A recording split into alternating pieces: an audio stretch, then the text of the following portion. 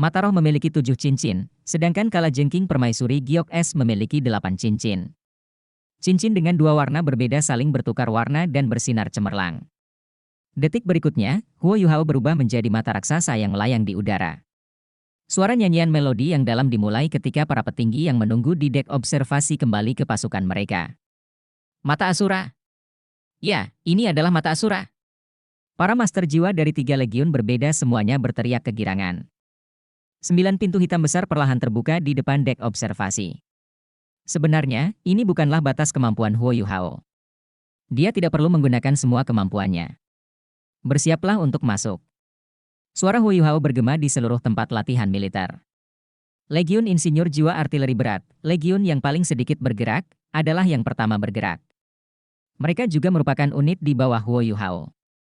Di bawah kendali para insinyur jiwa, 300 Zuge Divine Crossbow Cannon meluncur menuju pintu besar. Setelah perbaikan berulang kali yang dilakukan Xuan Ziwen, meriam panah ini sekarang memiliki jejak. Bila perlu, mereka dapat menggunakan kekuatan jiwa yang tersimpan untuk mendorong diri mereka maju. Meski kecepatan mereka masih terbilang terbatas, itu jauh lebih baik daripada harus bergantung pada kekuatan manusia sepanjang waktu. Butuh 10 menit penuh bagi 300 meriam panah untuk sepenuhnya memasuki pintu hitam ke dalam ruang angkasa spektral. Saat mereka perlahan masuk, 200 sosok telah mengaktifkan alat jiwa tipe terbang mereka dan melayang di udara. Ini tidak lain adalah Legiun Insinyur Jiwa Sekte Tang, satu-satunya legiun yang memiliki kemampuan terbang. Legiun Insinyur Jiwa Benteng menyebar menjadi bentuk kipas karena setiap benteng mengemudi mandiri segala medan memanjangkan kaki panjang mereka sepenuhnya. Dibandingkan dengan Legiun Insinyur Jiwa Artileri Berat, mereka jauh lebih gesit dan mobile. Mereka membentuk bentuk kipas dan menjaga 9 pintu besar seolah-olah mereka adalah penyapu tim. Beberapa orang berdiri di sudut tempat latihan militer. Saat mereka menyaksikan pemandangan yang terjadi di hadapan mereka hanya bisa mengangguk. Setelah 2 tahun pelatihan yang ketat, ketiga legiun ini akhirnya memiliki kekuatan bertarung yang sebenarnya. Itu akan tergantung pada komandan bagaimana mereka akan tampil di medan perang. Setelah Legiun Insinyur Jiwa Artileri Berat masuk, giliran Legiun Insinyur Jiwa Benteng. Mereka jauh lebih cepat, dan hanya butuh 4 menit untuk masuk. Yang terakhir adalah Legiun Insinyur Jiwa Sekte Tang. Mereka terbang dari atas secara terorganisir, dan hanya membutuhkan waktu 2 menit. Secara total, 3 legiun, yang berisi 2.700 orang, membutuhkan waktu 16 menit untuk sepenuhnya memasuki demi planet spektral Huo Yuhao. Jika seseorang menambahkan waktu yang digunakan Huo Yuhao untuk melantunkan mantra, mereka akan menggunakan total 20 menit. Ini berarti mereka bisa mundur dari mana saja dalam 20 menit. Ini jelas bergantung pada kemampuan Huo Yuhao untuk lolos dari deteksi, yang telah diuji selama penyerangannya yang tak terhitung jumlahnya di medan perang. Setelah 9 pintu hitam ditutup, tempat latihan militer kembali ke keadaan tenang sebelumnya. Orang hanya bisa mengetahui bahwa ada banyak master jiwa di sini sebelumnya dari jejak artileri berat dan benteng yang ditinggalkan di tanah. Mata Asura berubah kembali menjadi sosok Huo Yuhao. Setelah mendarat di tanah, dia bergerak menuju sekelompok orang yang berdiri di bawah pohon di sudut tempat latihan militer. Pemimpin di antara mereka tidak lain adalah Penatua Xuan. Kedua dekan, Yan Shaoze dan Xian Lin Er, berdiri di sisinya. Penatua Xuan. Huo Yuhao menyapa dengan sopan. Penatua Xuan mengangguk dan berkata, bolanya sekarang ada di tangan Anda. Semoga saja Anda dapat memberi kami keajaiban yang sangat kami butuhkan. Huo Yuhao tersenyum. Saya yakin kami bisa melakukannya. Kami juga harus bergantung pada kalian semua untuk pertempuran di garis depan. Penatua Xuan menjawab, Kekaisaran Matahari Bulan mungkin kuat, tetapi apakah menurut Anda 3 kerajaan asli di benua Douluo adalah lelucon? Tidak mudah bagi mereka untuk menyerang kita. Bagaimanapun, saya baru menerima kabar terbaru pagi ini. Seperti yang telah kami prediksi, pasukan Kekaisaran Matahari Bulan telah memasuki tempat yang dulunya merupakan tanah Kekaisaran Jiwa Surgawi. Mereka sekarang bergerak menuju wilayah tenggara Kekaisaran Jiwa Surgawi. Huo Yuhao mulai berkeringat. Sepertinya waktu benar-benar tidak menunggu siapapun. Di saat yang sama, sosok seorang wanita terlintas di benaknya. Juzi, apakah kamu masih menjadi komandan yang memimpin pasukan Kekaisaran Matahari Bulan? Aku benar-benar tidak ingin bertemu denganmu di medan perang. Yuhao, kamu bisa mulai pindah. Terlepas dari apakah Anda berhasil atau tidak, lakukan yang terbaik untuk mengembalikannya. Penatua Xuan menginstruksikan Huo Yuhao sambil menepuk bahunya. Ya. Huo Yuhao menjawab dengan sopan. Setelah itu, dia mengucapkan selamat tinggal pada Yan Xiaoxi dan Xian Lin Er sebelum terbang ke udara. Kemudian, dia menghilang saat dia melaju menuju Kekaisaran Matahari Bulan. Diperlukan waktu bagi ketiga legiun untuk membiasakan diri dan menerima lingkungan sekitar mereka di dalam demi planet spektral. Namun, Huo Yuhao tidak perlu terlalu peduli dengan hal-hal ini.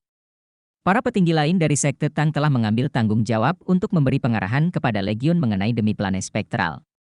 Selain itu, dia telah meminta Erbai untuk mengusir makhluk hantu dan membuat area berkemah untuk 3 legiun.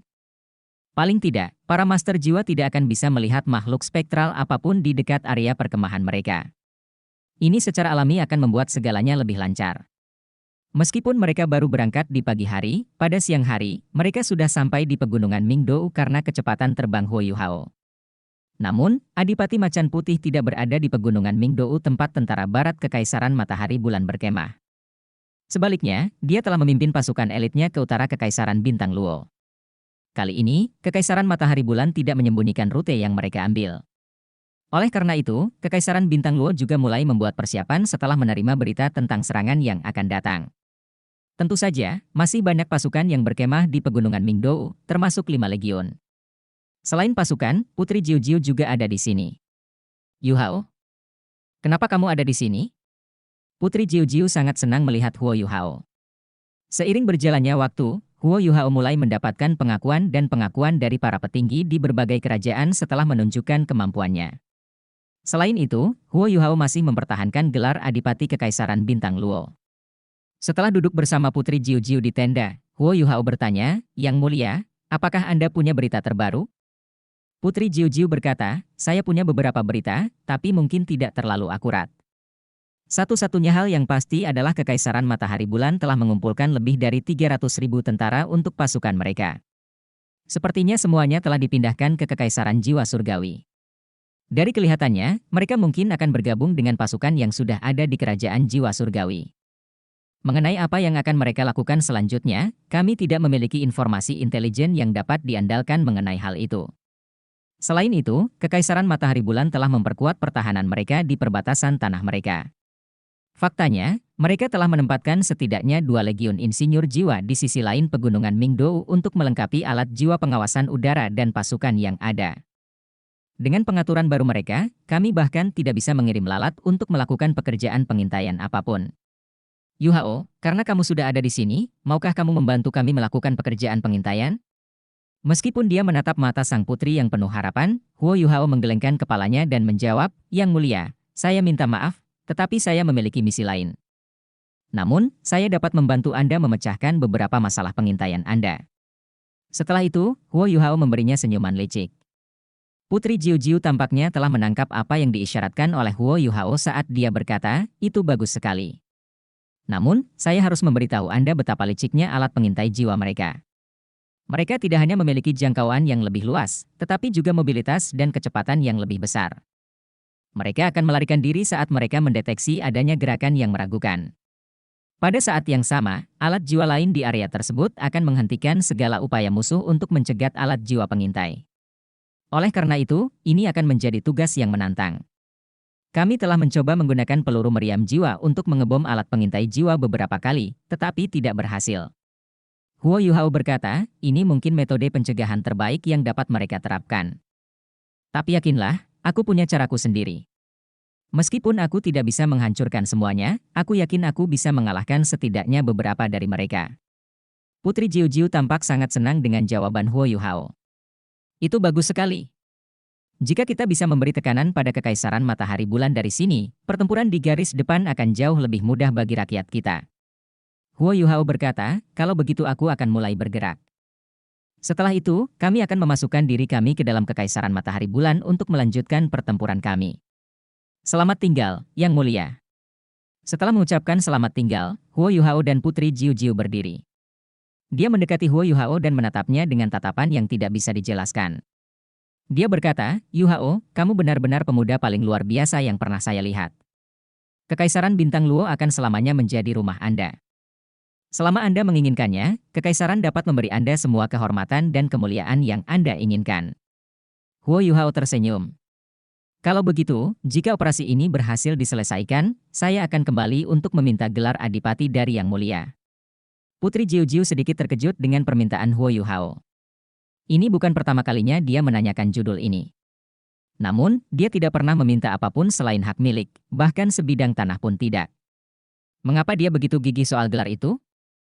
Tentu saja, lebih meyakinkan mengetahui bahwa dia menginginkan sesuatu daripada tidak menginginkan apapun sama sekali.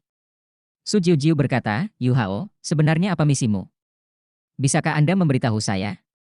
Huo Yuhao ragu-ragu sejenak sebelum menjawab, saya memimpin beberapa pasukan untuk melakukan operasi sabotase di Kekaisaran Matahari Bulan seperti yang dilakukan Duk sebelumnya. Jika kita berhasil, saya yakin kita dapat mengancam fondasi Kekaisaran Matahari Bulan dan mengurangi tekanan pada pasukan kita di garis depan. Tampaknya Adipati Macan Putih belum memberitahu Su Jiu tentang rencana ini. Setelah mendengar kata-kata Huo Yuhao, Su Jiu sangat terkejut. Kamu akan membawa seluruh pasukan ke Kekaisaran Matahari Bulan? Apakah mereka dari tentara pertahanan kota Shrek? Huo Yuhao mengangguk dan menjawab, cukup banyak. Namun, mereka lebih kuat dari tentara pertahanan. Saya rasa tidak pantas bagi saya untuk mengungkapkan informasi lebih lanjut. Saya hanya berharap saya dapat segera membawa kembali kabar baik. Baiklah. Sampai jumpa, Yang Mulia. Su Jiu melihat Huo Yuhao ke tepi puncak utama dan mengawasinya lepas landas hingga sosoknya menghilang di langit. Emosinya yang tertahan selama beberapa hari terakhir tampak sedikit rileks. Dia mengepalkan tangannya dan bergumam pada dirinya sendiri, semoga berhasil, Yuhao. Tentu saja, Huo Yuhao tidak akan membagikan rahasia demi plane spektralnya kepada Su Jiu. Meskipun akan ada banyak orang yang mengetahui bidang spektralnya setelah perang berakhir, dia tetap yakin dia harus merahasiakannya, setidaknya untuk saat ini. Saat dia menjadi lebih kuat, beberapa hal yang sebelumnya harus sangat dia waspadai kini dapat ditangani dengan kurang hati-hati. Saat cahaya redup melintas di tubuhnya, Huo Yuhao memproyeksikan sinar sedingin es dari wajahnya. Saat dia terbang, dia telah melepaskan kemampuan deteksi spiritualnya untuk mencari alat jiwa pengintai Kekaisaran Matahari Bulan yang bersembunyi di suatu tempat di langit. Pengaturan alat jiwa pengawasan saat ini yang digunakan oleh Kekaisaran Matahari Bulan sangat berbeda dari yang mereka gunakan sebelumnya. Alat-alat jiwa ini benar-benar terpisah dan diberi jarak. Meskipun mereka mampu mencakup wilayah yang sangat luas, susunannya tidak berada dalam pola yang dapat diprediksi. Faktanya, Kekaisaran Matahari Bulan telah menggunakan metode pengawasan ganda dengan melakukan pengawasan baik dari darat maupun udara. Tumpang tindih jangkauan pengawasan mereka akan meningkatkan kemungkinan mendeteksi pergerakan musuh dan menjamin keamanan yang lebih baik. Hampir setiap alat jiwa pengintai dilindungi oleh alat jiwa di darat, dan alat jiwa pengawasan udara juga bertindak sebagai radar untuk alat jiwa di darat. Oleh karena itu, dapat dikatakan bahwa mereka sangat saling melengkapi, dan akan sangat membantu meningkatkan keamanan mereka. Saat ini, ada alat jiwa yang terhubung dimanapun alat jiwa ditempatkan di Kekaisaran Matahari Bulan. Alat-alat jiwa yang terhubung ini dapat melakukan operasi ofensif dan defensif. Ketika sampai pada kemampuan ofensif mereka bisa membunuh judul Douluo dalam sepersekian detik. Inilah sebabnya mengapa alat jiwa yang terhubung sangat menakutkan. Karena kekuatan mereka yang luar biasa, bahkan sekte tubuh yang kuat tidak dapat menghentikan kemajuan Kekaisaran Matahari Bulan. Karena Kekaisaran Matahari Bulan telah meningkatkan keamanan mereka di pegunungan Mingdou, baik Adipati Harimau Putih maupun Putri Jiu tidak dapat melakukan apapun terhadap Kekaisaran Matahari Bulan.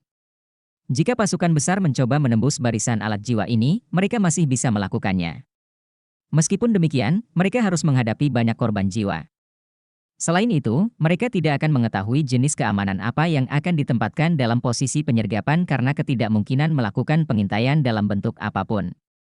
Jatuh ke dalam penyergapan setelah mengalami kerugian besar karena menembus garis tebal alat jiwa akan menjadi kerugian yang bahkan tidak dapat ditanggung oleh Kekaisaran Bintang Luo. Oleh karena itu, Adipati Macan Putih memilih untuk mempertahankan pegunungan Mingdou daripada mengambil risiko menyerang. Deteksi spiritual Huo Yuhao pada akhirnya terbatas, dan hanya dapat mendeteksi sejumlah besar pasukan. Dia tidak bisa mendapatkan gambaran lengkap tentang semua pasukan di dekat perimeter Kekaisaran Matahari Bulan. Meskipun demikian, hal ini tidak akan mempengaruhi misinya. Tentu saja, Huo Yuhao tidak akan sebodoh itu untuk menyerang alat pengawasan udara itu. Dia hanya akan menjadi sasaran alat jiwa yang berjejer di bawahnya. Faktanya, mereka bahkan tidak perlu membidiknya. Mereka hanya perlu menembak ke atas ke langit, dan dia akan berada dalam posisi yang sangat berbahaya. Kita harus ingat bahwa Huo Yuhao tidak bertarung sendirian. Setelah berkeliling alat pengawasan Kekaisaran Sun Moon, Huo Yuhao terbang langsung ke Kekaisaran Sun Moon. Dia langsung pergi ke stasiun terdekat tempat Kekaisaran Matahari Bulan menyiapkan serangkaian alat jiwa. Dia mendatangi mereka dengan cara yang sangat halus sebelum berputar ke belakang area tersebut. Dia meluangkan waktu sejenak untuk menggunakan deteksi spiritualnya untuk menganalisis lanskap stasiun ini sebelum menemukan celah untuk lebih dekat dengan mereka. Dari deteksi rohaninya, Huo Yuhao dapat mengetahui bahwa stasiun ini memiliki lebih dari 100 alat jiwa ofensif dan beberapa jenis alat jiwa yang dapat membantu pengawasan, pertahanan, dan pekerjaan tambahan. Di luar stasiun, ada 5.000 prajurit biasa yang bertugas mempertahankan formasi alat jiwa ini. Bagian dalam stasiun terutama diawaki oleh beberapa insinyur jiwa. Jumlah mereka tidak terlalu besar, hanya lebih dari 100 orang. Tampak jelas bahwa alat jiwa dijalankan pada botol susu yang tertutup rapat. Para insinyur jiwa hanya perlu mengontrol konsumsi harian mereka. Lagi pula, alat jiwa yang paling menuntut adalah alat ofensif dan defensif, dan alat tersebut tidak harus sering dioperasikan. Setelah mengamati sekeliling stasiun ini, Huo Yuhao diam-diam merayap pergi dan mundur ke titik buta di mana alat jiwa pengintai Kekaisaran Matahari Bulan tidak akan dapat mendeteksinya. Dia melantunkan beberapa mantra dan membuka demi plane spektralnya. Setelah memasuki demi plane, Huo Yuhao bertemu dengan teman-temannya dan membagikan rencananya.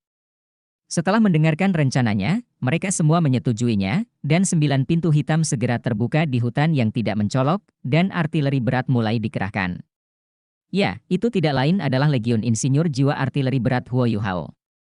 300 Suge Divine Crossbow Cannon mampu berbaris secara terorganisir dengan sangat cepat sambil menunggu perintah dikeluarkan.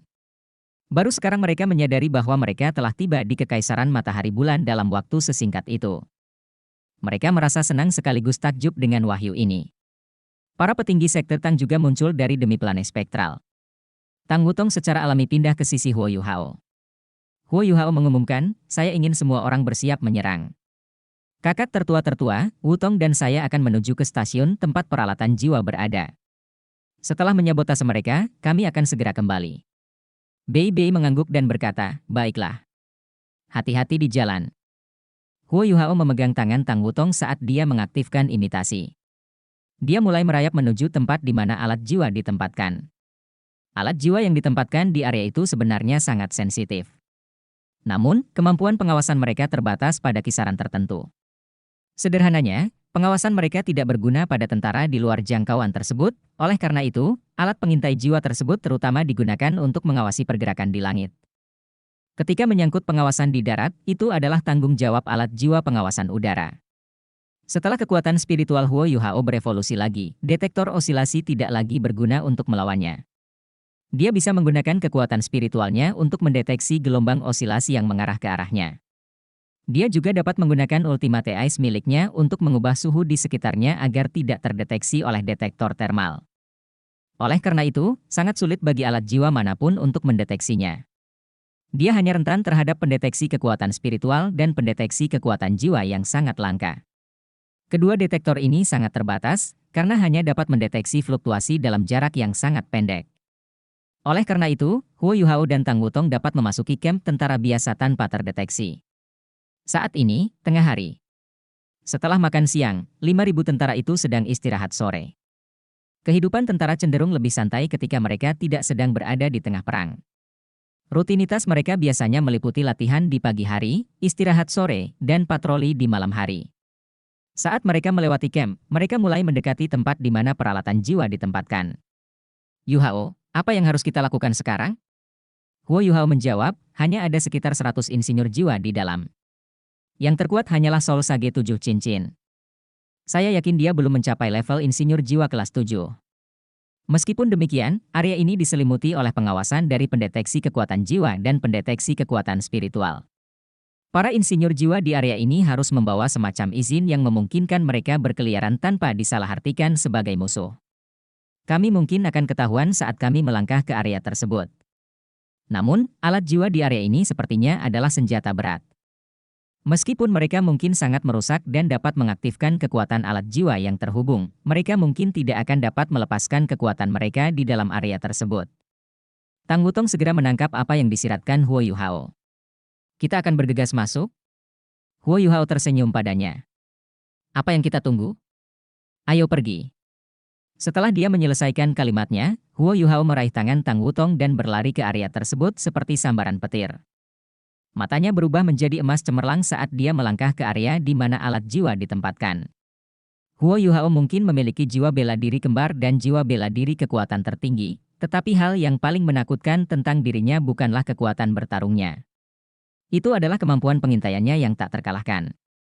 Meskipun ada banyak alat pengintai jiwa dan bahkan beberapa detektor kekuatan spiritual di area tersebut, mereka tidak dapat menghentikan kemampuan Huo Yuhao untuk memindai seluruh camp. Huo Yuhao segera memahami lokasi semua insinyur jiwa yang berbeda di area ini. Informasi ini akan sangat membantu untuk tindakan selanjutnya. Tempat yang dipilih Huo Yuhao untuk dimasuki pertama kali adalah tempat peristirahatan para insinyur jiwa yang bertugas melindungi dan mengendalikan alat jiwa. Tempat peristirahatan ditempatkan di tengah camp untuk melindungi mereka. Huo Yuhao berlari lurus menuju tengah camp dengan kedua matanya bersinar dengan warna emas. Pekerjaan pemeliharaan dan pengawasan harian di area tersebut tidak memerlukan banyak orang. Hanya pada saat perang mereka mengharuskan semua orang bekerja kapan saja. Oleh karena itu, sebagian besar insinyur jiwa berkumpul di tempat peristirahatan. Itu sebabnya Huo Yuhao memilih untuk menyerang daerah ini terlebih dahulu.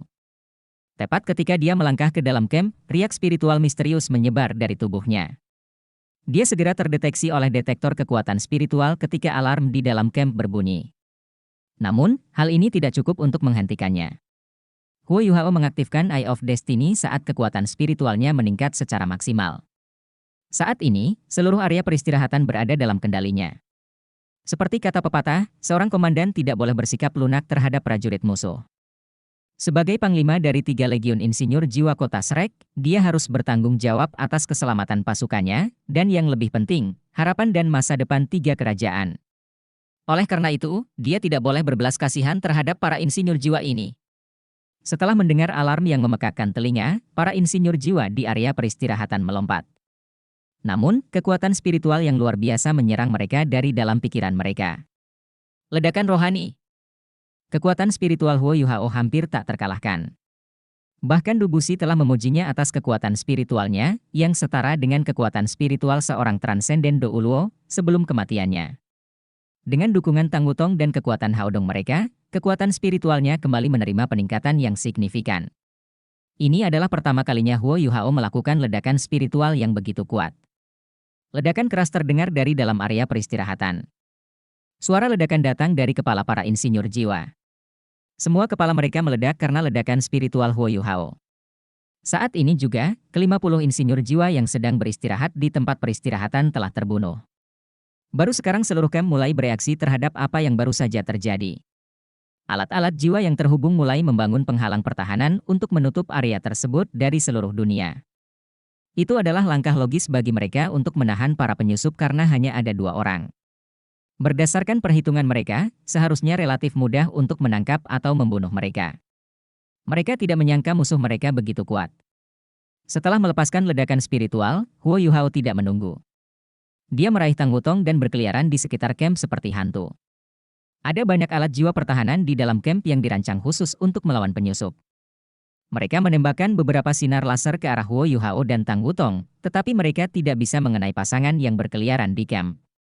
Huo Yuhao tidak hanya mampu memprediksi kemana arah pancaran sinar itu karena kemampuan deteksi rohaninya, tetapi juga seorang insinyur jiwa kelas 9. Dia telah lama menemukan kelemahan dalam pengaturan alat jiwa ini. Masalah terbesar dengan alat jiwa pertahanan ini adalah bagaimana alat tersebut diatur sedemikian rupa untuk meminimalkan kerusakan pada alat jiwa di dalam camp. Selain itu, kekuatan mereka terbatas untuk melindungi para prajurit. Hal ini mengakibatkan titik buta yang tak terhitung jumlahnya, yang dengan senang hati dimanfaatkan oleh Huo Yuhao dan Tang Wutong.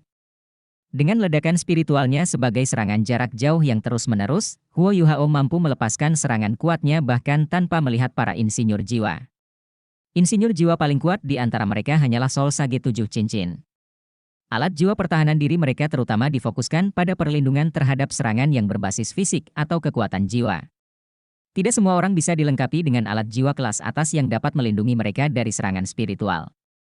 Selain Soul Sage 7 cincin, yang mengharuskan Huo Yuhao untuk membunuhnya dengan kejutan spiritual, sisanya binasa di bawah ledakan spiritual Huo Yuhao.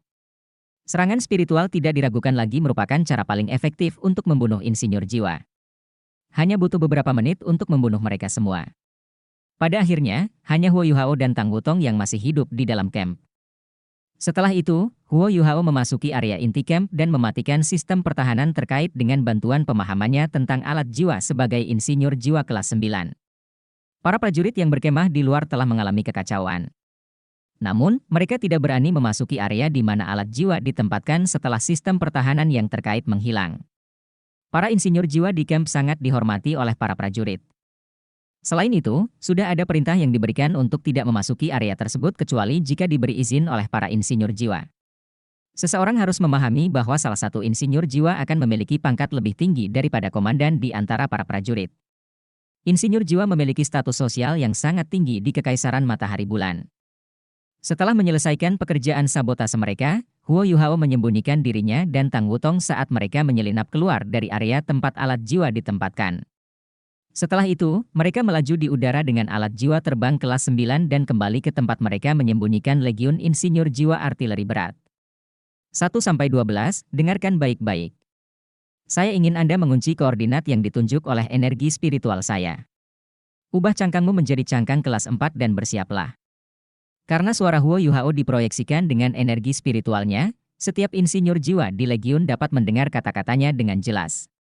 Pada saat yang sama, Huo Yuhao juga memberitahu teman-temannya di dalam demi-planet spektral. Setelah itu, Legiun Insinyur Jiwa Sekte Tang dan Legiun Insinyur Jiwa Benteng mulai bergerak keluar dari pintu hitam, dan berbaris dalam formasi mereka dengan cepat.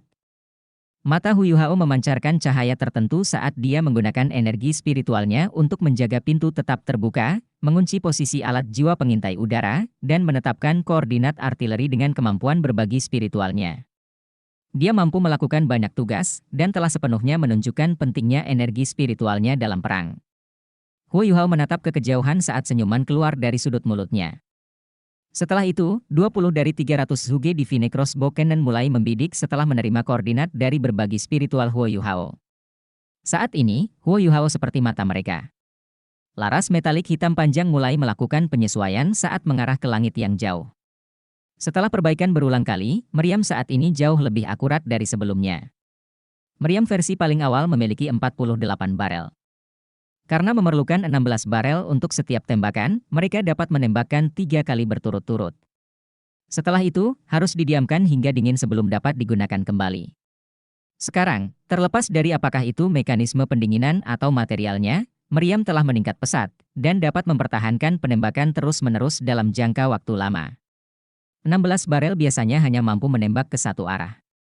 Namun, setelah Xuan Ziwen memperbaiki desainnya, kini ia dapat membidik ke satu arah hanya dengan 2 barel. Ini akan memungkinkan meriam menjadi lebih akurat dalam penembakannya. Api! Perintah Huo Yuhao. Pada saat itu, 20 Zhuge Divine Crossbow Cannon ditembakkan bersamaan dengan suara sendawa yang memekakkan telinga. 320 peluru kelas 4 langsung terbang ke udara saat menuju ke arah langit yang jauh. Hichaito berdiri di samping Huo Yuhao sambil meraih dadanya sendiri. Memikirkan harga cangkang ini saja sudah membuat hatinya sakit. Itu semua adalah peluru meriam jiwa yang tidak bergerak. Meskipun teknik manufaktur baru yang diteliti oleh Huo Yuhao telah membantu mengurangi biaya produksi cangkang ini, masih memerlukan biaya yang tidak sedikit untuk meluncurkan beberapa ratus cangkang sekaligus. Huo Yuhao menoleh dan tersenyum pada Hichaito. Dia berkata, "Kakak senior, jangan khawatir. Kami tidak akan rugi." Alat jiwa pengawasan udara tersebut memiliki kemampuan untuk menghindari serangan. Jika kita berhemat pada cangkangnya, itu mungkin tidak cukup untuk menghancurkannya. Saat mereka berbicara, ledakan yang memekakkan telinga terdengar dari langit yang jauh. Beberapa bola api terlihat di latar belakang. Karena saat itu tengah hari, bola apinya tidak terlalu terlihat. Namun, masih cukup jelas bahwa bola api tersebut bukan hanya ledakan yang terjadi pada waktunya. "Kami menyerang mereka." Hichaito mengayunkan tinjunya dengan penuh semangat. Huo Yuhao mengangguk dan berkata, "Kami telah berhasil membersihkan 100 alat jiwa pengintai udara di sekitarnya. Kakak senior, pimpin Legiun Insinyur Benteng Jiwa untuk membersihkan camp tempat saya baru saja kembali. Aku telah meninggalkan banyak harta rampasan untukmu di sana." Alat jiwa pengawasan udara tidak berguna bagi Huo Yuhao. Mereka tidak berguna untuk misi yang dipimpinnya. Faktanya, Huo Yuhao mungkin lebih baik daripada semua alat jiwa dalam hal pengawasan dan pengintaian. Namun, alat jiwa di camp berbeda.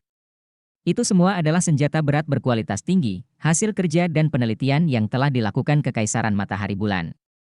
Faktanya, area seperti itu biasanya berisi sumber daya berharga seperti botol susu tersegel. Mereka juga harus memiliki banyak peluru meriam jiwa yang tidak bergerak. Sekalipun daerah ini tidak memiliki alat jiwa terkuat, mereka tetap memiliki sumber daya yang berlimpah.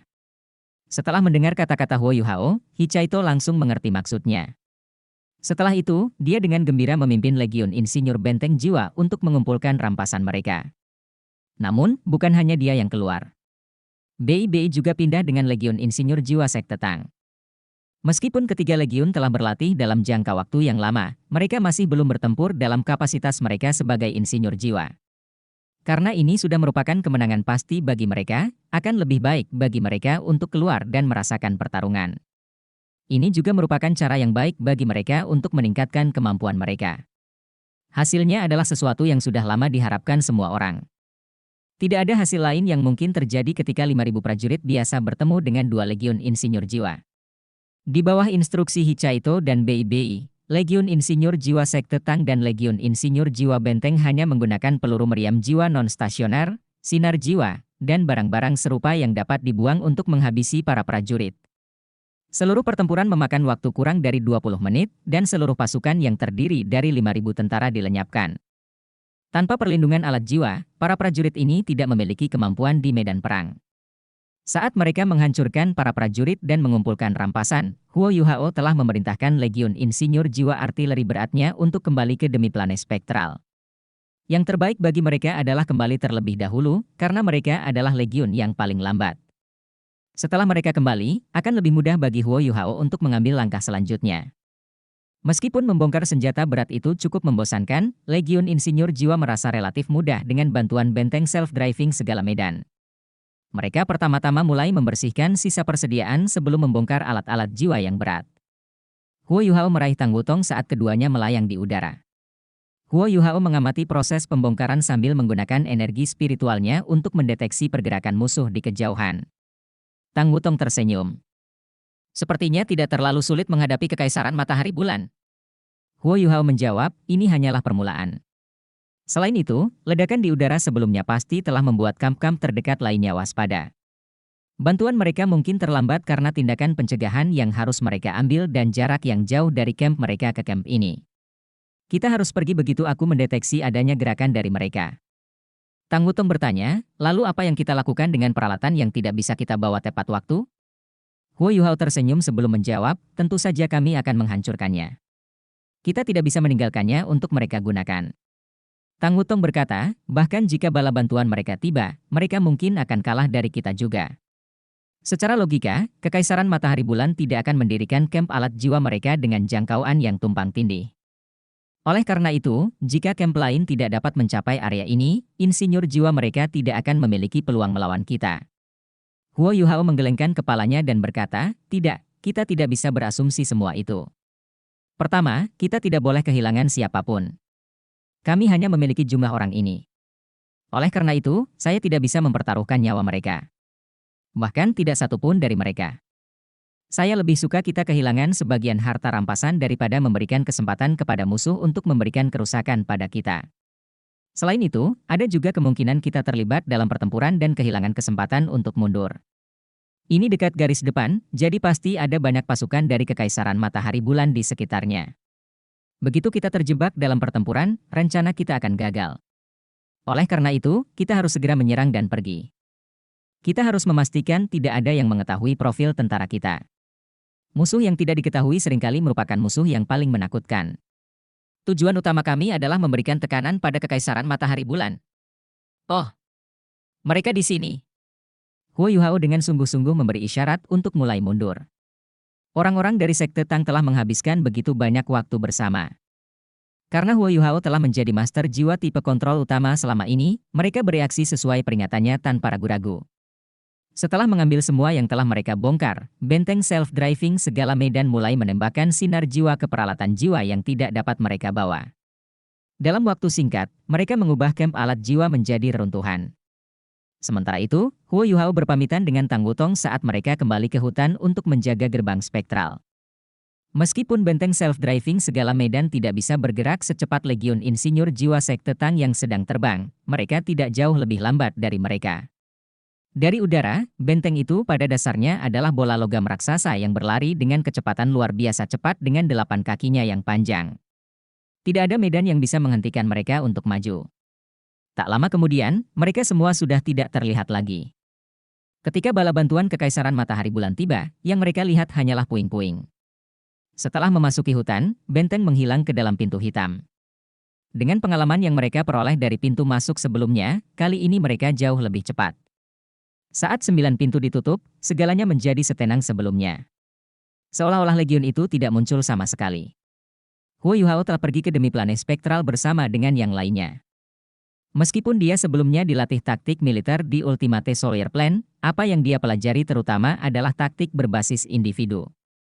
Ketika harus mengendalikan pasukan dalam jumlah besar, dia tahu dia tidak bisa dibandingkan dengan Jozi. Namun, kesenjangan antara dia dan dia bukannya tidak bisa diatasi. Dia percaya bahwa dia mampu melakukannya dengan bantuan kemampuannya yang kuat dan demi planet spektralnya. Hal ini terlihat dari mudahnya mereka memenangkan pertempuran sebelumnya dan mundur setelah meraih kemenangan. Namun, dia tetap meyakini perlunya melakukan refleksi dan meninjau kembali apa yang sudah mereka lakukan dengan baik dan apa yang bisa mereka tingkatkan. Ini penting bagi mereka agar bisa tampil lebih baik dalam pertempuran selanjutnya. Saat semua orang berkumpul di puncak bukit kecil di dalam spektral demi plane, semua orang bisa melihat kegembiraan tertulis di wajah masing-masing. Ini bukan hanya pertama kalinya Huo Yuhao memimpin pasukan, tetapi juga pertama kalinya Sekte Tang bertempur. Ketiga Legiun Insinyur Jiwa telah berpartisipasi dan memamerkan kemampuan mereka yang berbeda di medan perang. Faktanya, mereka tidak dapat menampilkan seluruh kemampuan mereka karena lemahnya lawan mereka. Namun demikian, kehancuran yang mereka timbulkan dan sumber daya yang mereka rampas telah memberikan dorongan besar pada semangat tim. Ketika mereka meninggalkan Sekte Tang untuk misi ini, Huo Yuhao telah memerintahkan mereka untuk membawa ransum hanya 10 hari. Sebagian besar uang penyimpanan mereka telah digunakan untuk membawa sumber daya yang berguna untuk pertempuran sebenarnya. Tujuannya sederhana. Dia ingin menggunakan jarahan dari pertempuran sebelumnya sebagai sumber daya untuk pertempuran berikutnya. Mereka telah berhasil menjarah sejumlah besar ransum dari Kekaisaran Matahari Bulan di pertempuran sebelumnya. Jatah ini akan cukup untuk bertahan dalam jangka waktu yang lama. Selain itu, mereka juga dapat memperoleh beberapa jenis alat jiwa. Barang-barang yang tidak dapat mereka bawa tepat waktu telah hancur total. Kekaisaran Matahari Bulan pasti menderita kerugian besar. Yuhao, itu benar-benar pertarungan yang luar biasa. Jika kita terus melakukan ini, kita akan menjadi kaya. Apa target kita selanjutnya? Apakah kita akan fokus pada area berikutnya di mana alat jiwa ditempatkan? Jika kita dapat menghancurkan semua wilayah yang didirikan oleh Kekaisaran Matahari Bulan di luar pegunungan Mingdou, saya yakin kita dapat menimbulkan ketakutan jauh di jantung Kekaisaran Matahari Bulan. Pada saat yang sama, Kekaisaran Bintang Luo akan dapat membantu kita menarik perhatian mereka dari sisi lain. Hichaito tidak diragukan lagi adalah salah satu individu yang paling bersemangat di antara yang lainnya. Dia jelas telah melupakan ketidakbahagiaannya dengan penggunaan peluru meriam jiwa yang tidak bergerak. Karena dia adalah orang utama yang bertanggung jawab atas logistik dan perbekalan, dia sekarang merasa seperti orang kaya. Huo Yuhao menggelengkan kepalanya dan berkata, "Tidak, kami datang ke sini bukan untuk menyerang instalasi semacam itu. Meskipun kita memiliki kekuatan untuk menghancurkan semua alat jiwa yang terpasang ini, hal itu pasti akan mengungkap keberadaan kita. Selain itu, saya yakin Kekaisaran Matahari Bulan memiliki sarana untuk melawan skenario ini. Jika kita terlalu asyik dalam pertempuran ini, kita pasti akan kalah suatu saat nanti. Karena betapa kecilnya unit kami tidak boleh kehilangan siapapun. Oleh karena itu, kita tidak boleh memberi mereka kesempatan untuk menangkap kita. Kita harus segera mundur setelah menyerang mereka. Dan kita harus melakukannya dengan cara yang bersih dan cepat." Hichaito terkejut dengan jawaban Huo Yuhao. "Jadi kita menyerah di medan perang ini? Kami tidak melanjutkan?" Huo Yuhao mengangguk dan berkata, "Kita perlu mengadopsi perspektif makro. Tujuan kami adalah untuk mempengaruhi keseluruhan perang, bukan hanya sebidang tanah kecil. Keuntungan terbesar kami adalah kecepatan kami. Dengan mengangkut semua orang di demi planet spektral, saya dapat membawa semua orang ke sudut manapun di Kekaisaran Matahari Bulan dalam waktu 2 hari. Oleh karena itu, strategi terbaik kami adalah menyerang mereka di berbagai bagian kerajaan mereka. Ini akan menjadi kekalahan bagi kami jika kami bertarung langsung dengan mereka. Bei Bei mengangguk setuju. Adik kecil benar. Kita tidak bisa terlalu puas dengan kemenangan kecil kita. Kita perlu memperluas medan perang ke seluruh kekaisaran matahari dan bulan agar mereka dapat merasakan penderitaan yang akan kita sampaikan kepada mereka. Kita harus membuat mereka panik dengan menyerang bagian mereka yang paling rentan. Hal ini akan memungkinkan kita menciptakan peluang sebesar-besarnya dan, pada saat yang sama, memberikan mereka ketakutan terbesar. Selama kita dapat mempengaruhi fondasi kekaisaran mereka dan mengancam kekuasaan mereka, kita akan mencapai tujuan kita. Susanshi berkata, Yu Hao, kamu adalah panglima kami. Semua orang di sini adalah anggota keluarga kami. Anda tidak perlu bersikap terlalu sopan. Cukup beritahu kami kemana Anda ingin kami pergi, dan kami akan mengikuti pesanan Anda tanpa keluhan apapun. Mari kita beri pelajaran pada kekaisaran matahari bulan, dan tunjukkan pada mereka apa yang terjadi jika mereka macam-macam dengan kita. Huo Yuhao mengungkapkan senyuman tipis. Kita semua harus istirahat dulu dan memulihkan apa yang telah kita keluarkan sebelumnya. Saya juga akan beristirahat sebentar sebelum berangkat ke lokasi berikutnya. Kali ini, saya ingin bermain catur melawan kekaisaran matahari bulan. Saya ingin mereka menerima berita bahwa seluruh kekaisaran mereka diserang di banyak tempat pada saat yang sama. Meskipun Huo Yuhao telah mengeluarkan cukup banyak energinya, itu tidak terlalu signifikan.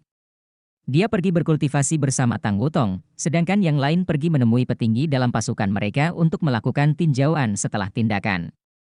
Di Kekaisaran Jiwa Surgawi, Juzi melayang di udara tanpa suara sambil dikelilingi oleh lautan merah menyala. Legiun Insinyur Jiwa Phoenix ditempatkan di sekelilingnya untuk melindunginya dari bahaya apapun. Saat dia melihat ke kejauhan, sepertinya pikirannya telah melayang. Sudah lama sejak seluruh pasukan pindah. Namun, Juzi masih merasa tidak nyaman. Alasan kegelisahannya sederhana, itu karena orang itu. Jika anaknya masih belum ditemukan, dia mungkin tidak akan mengalami konflik seperti sekarang. Dia hanya akan merasa marah, dan akan menyalurkan kebencian dalam dirinya menjadi haus darah saat pasukannya menyerbu maju ke medan perang. Namun sekarang setelah anaknya dikembalikan kepadanya, kebencian di hatinya semakin memudar. Kembalinya anaknya mengakibatkan perubahan sikap yang tidak dapat dijelaskan. Nyatanya, perasaan baru ini perlahan mengambil alih kebencian yang mendalam di hatinya. Dan perasaan ini ditujukan pada anaknya, tentu saja bukan pada suaminya. Selain anak itu, perasaannya yang lain ditujukan kepada orang itu. Hari itu, setelah Huo Yuhao pergi, Juzi menangis lama sekali. Baru setelah dia tenang barulah dia memikirkan hal ini, dia tidak mengecewakanku.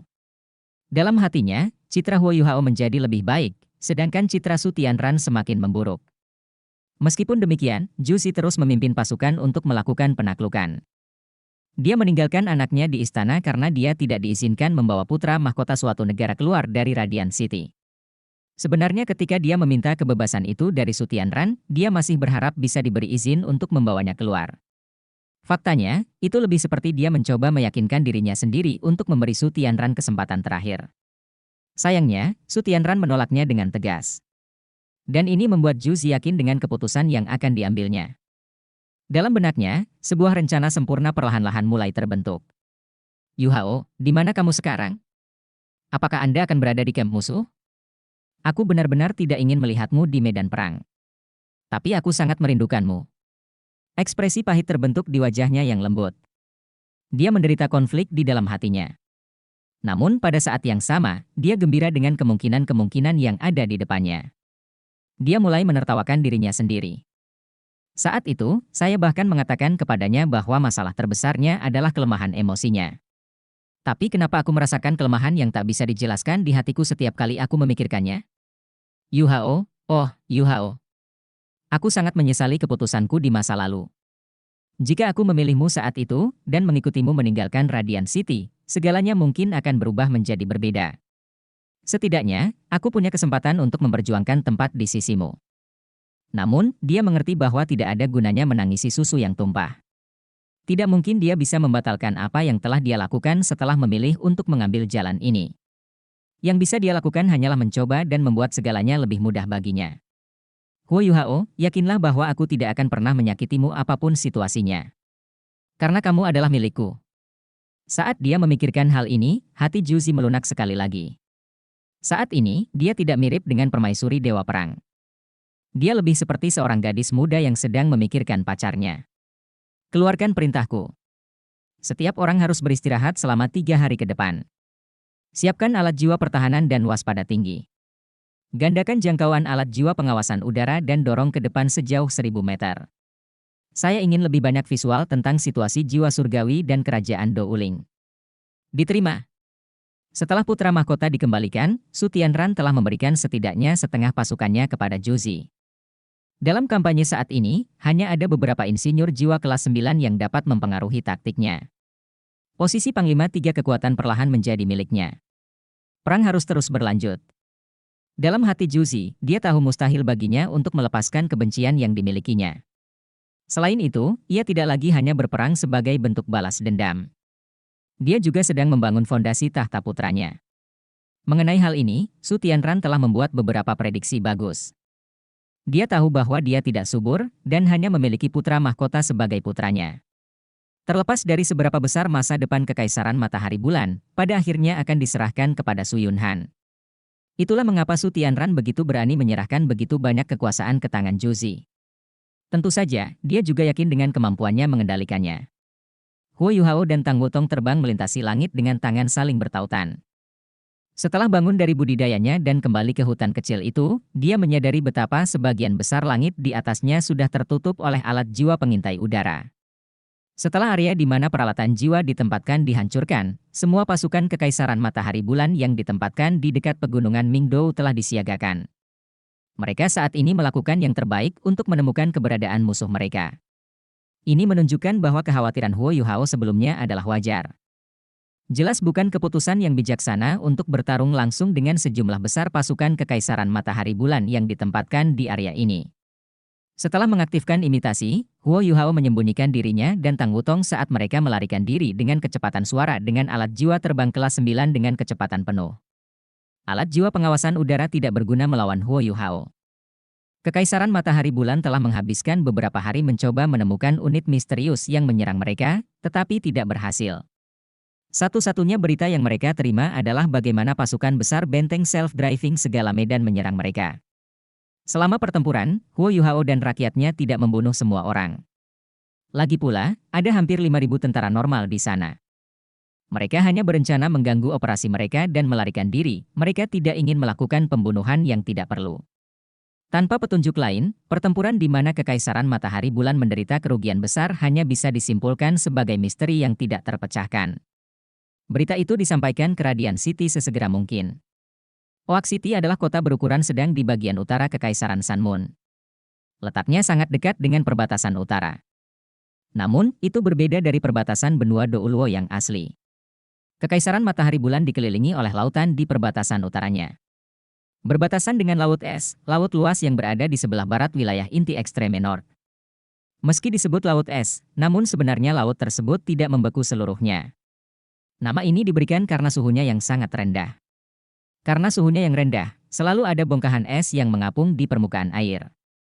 Kadang-kadang, seseorang bahkan melihat seluruh gunung es mengambang di lautan. Cuaca di Laut Es sungguh tak tertahankan. Kota Oak mungkin hanya kota berukuran sedang, tapi kota itu sudah sangat besar mengingat betapa sedikitnya kota yang ada di bagian utara Kekaisaran Matahari Bulan. Itu adalah pusat perdagangan di wilayah utara. Banyak makanan khas utara diperdagangkan di kota Oak sebelum diangkut ke bagian selatan Kekaisaran Matahari Bulan untuk dijual. Beberapa makanan khas utara ini termasuk ikan di Laut Es. Ikan ini sangat populer di kalangan masyarakatnya. Wilayah utara memiliki kepadatan penduduk yang jauh lebih rendah dibandingkan bagian selatan Kekaisaran Matahari dan Bulan. Karena tempat ini juga sangat dekat dengan barat, letaknya jauh dari gurun di utara ekstrim, dan sering dianggap sebagai tempat teraman di Kekaisaran Matahari Bulan. Oleh karena itu, tidak banyak pasukan yang ditempatkan di sini. Hanya sekitar 1.000 tentara yang bertanggung jawab atas keamanan kota Oak, serta beberapa kota kecil di sekitarnya. Ada 2 sosok yang berdiri diam di puncak bukit sekitar 50 km jauhnya dari kota Oak. Mereka memandangi kota yang warnanya abu-abu seragam. Kota Oak sangat dekat dengan Laut Es. Jaraknya hanya sekitar 25 km. Oleh karena itu, Laut Es dapat dilihat dengan menemukan tempat yang menguntungkan di ketinggian yang lebih tinggi. Pemandangan yang luar biasa. Ini benar-benar berbeda dari apa yang biasa kami lakukan di tempat kami tinggal, seru Huo Yuhao. Tang Wutong melingkarkan lengannya di lengan Huo Yuhao sebelum berseru, "Ya." Lihatlah laut es di kejauhan. Itu terlihat sangat misterius. Saya benar-benar ingin memeriksa tempat itu jika kita punya waktu. Pasti ada banyak makhluk jiwa di laut es. Saya bertanya-tanya seberapa kuat mereka. Mereka harus cukup kuat untuk bertahan hidup dalam kondisi yang keras seperti itu.